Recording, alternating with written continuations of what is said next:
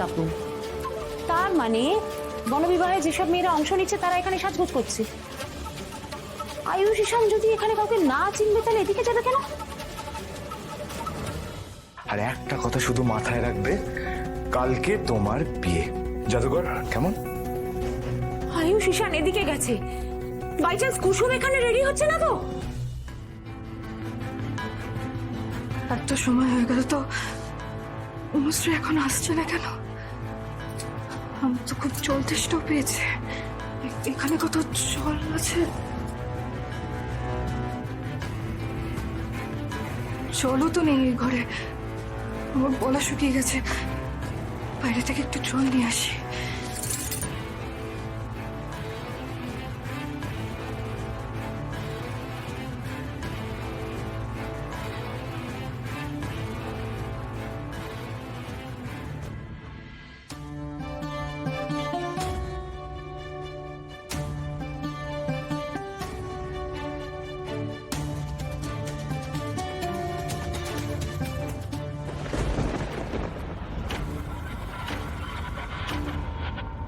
এই, ওটা কুসুম না তো? শোন, তোরা যত করে নাম্বার সব থেকে লাস্টে, বুঝলি? শুধু খেয়াল রাখিস মায়ের চোখ থেকে তোদের বাঁচতে হবে, ব্যাস। ঠিক আছে?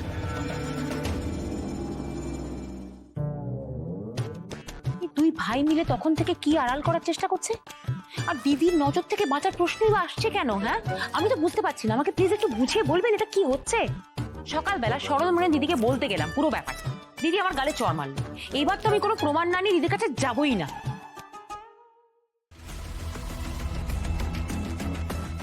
আমি তো আয়ুষের পিছু কিছুতেই ছাড়বো না।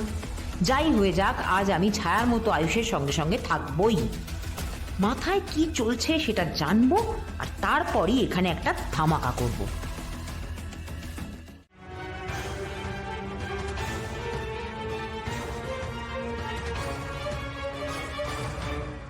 যাত্তারা ভাইটা তো এখনো ড্রেস চেঞ্জই করেনি। কি যে করে না, বিয়েটা এবার ঠিক মিস করবে।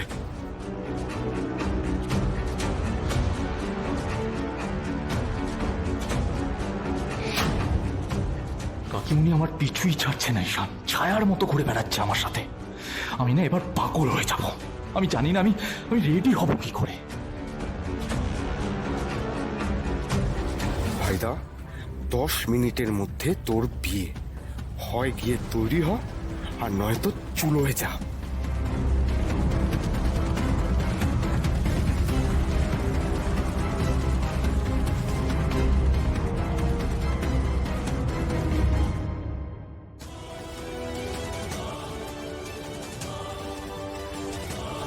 কুসুম, আমাদের 10 মিনিটের মধ্যে ওখানে পৌঁছাতে হবে। এক্ষুনি বিয়ে শুরু হবে।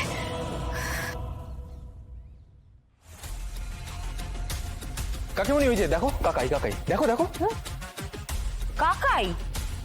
ও বাবা, বলছি কোথাও যাওয়ার হলে মিথ্যে কথা বলে যাচ্ছিস কেন? যা না, যেখানে যাবি। হ্যাঁ, ব্যাপার কি তোর? এত টেনশন কিসের? কিরে?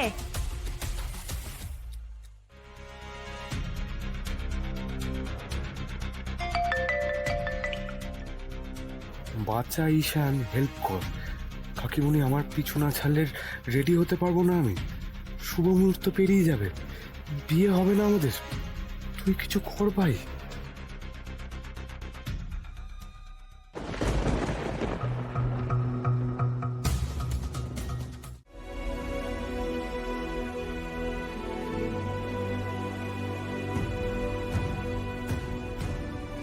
আয়ুষ বাবা, তোমাকে একদম রাজপুত্তুর লাগছে। সত্যি অনেক ভাগ্য করলে এরকম জামাই পাওয়া যায়। ও ঈশান বাবা, অনুশ্রী ম্যাডাম বললো তুমি নাকি আমায় খুঁজছিলে, কোনো কাজ আছে? বুঝতে পেরেছি। পরিস্থিতি সামলাতে অনুশ্রী নিশ্চয়ই মিথ্যে বলে শঙ্কর কাকাকে এখানে পাঠিয়েছে, যাতে কাকা আবার কোনো গড়বড় না করে। হ্যাঁ, কাজ ছিল তো, একটা খুব ইম্পর্টেন্ট কাজ ছিল। আসলে ভাইদা তো তোমার জামাই হতে চলেছে, তাই মানে বিয়ের মণ্ডপে যাওয়ার আগে তোমার কাছ থেকে আশীর্বাদ নিতে চাইছিল। আমি আমি আয়ুষ বাবাকে আশীর্বাদ করব? এও কি সম্ভব? বেঁচে থাকো বাবা, বেঁচে থাকো, সুখে থেকো।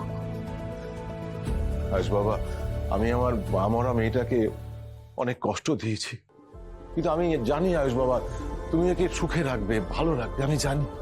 তাহলে কাকা কন্যাদানের জন্য রেডি তো? দেখো বিয়ে শুরু হলেই কিন্তু পরপর রীতিনীতি শুরু হয়ে যাবে। আমার সব গোছানোই আছে, তোমরা এসো, আমি সব নিয়ে মণ্ডপে যাচ্ছি। হ্যাঁ, আমি